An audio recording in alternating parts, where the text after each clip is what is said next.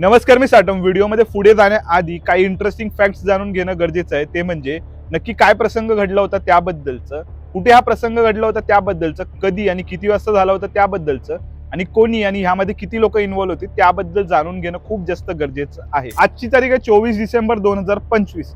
1999 मध्ये आजच्याच दिवशी नेपाळमधील काठमांडू येथील त्रिभुवन इंटरनॅशनल एअरपोर्ट वरून एक एअर इंडियाचं विमान जे 176 पॅसेंजर्स आणि 15 क्रू म्हणजे टोटल 191 लोकांना घेऊन IC814 एअर इंडियाचं हे विमान जे एअरबसचं A300B2-101 नंबरचं घेऊन निघालं होतं. त्याचं डेस्टिनेशन कुठे होतं तर दिल्लीमधील इंदिरा गांधी इंटरनॅशनल एअरपोर्ट. आता बघा, वेगवेगळ्या अकाउंट्स प्रमाणे वेगवेगळ्या लोकांचे वेगवेगळे दावे आहेत की वेगवेगळ्या वेळेला हायजॅकिंगची एकंदरीत प्रोसिजर सुरू झाली होती विमानाच्या आतमध्ये.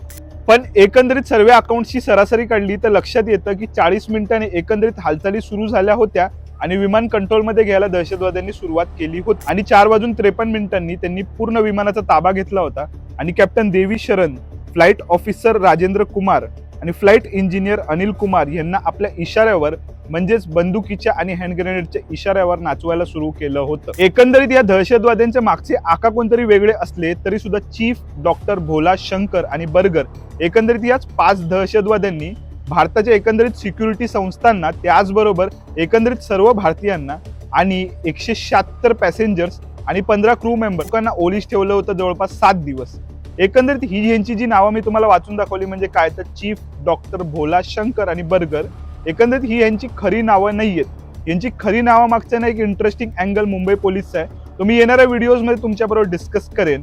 पण तुम्हाला प्रश्न नक्कीच पडला असेल, अल-कायदा तुम्हाला आतापर्यंत कळलं असेल, लष्कर ए तैयबा कळलं असेल जर आपले सर्व व्हिडिओज पाहत असाल तर. त्याचबरोबर तालिबानशी तसा तुमचा आणि जगाचा परिचय आहेच. पण आता हे हरकतुल मुजाहिद्दीन नक्की काय आहे त्याबद्दल आपण पुढच्या व्हिडिओमध्ये डिस्कस करू. तोपर्यंत स्टोरी टू बी कंटिन्यूड राहील. तुम्हाला एकंदरीत या सिरीज बद्दल आणि या कॉन्सेप्ट बद्दल काय वाटतं ते कमेंट सेक्शन मध्ये कळवा.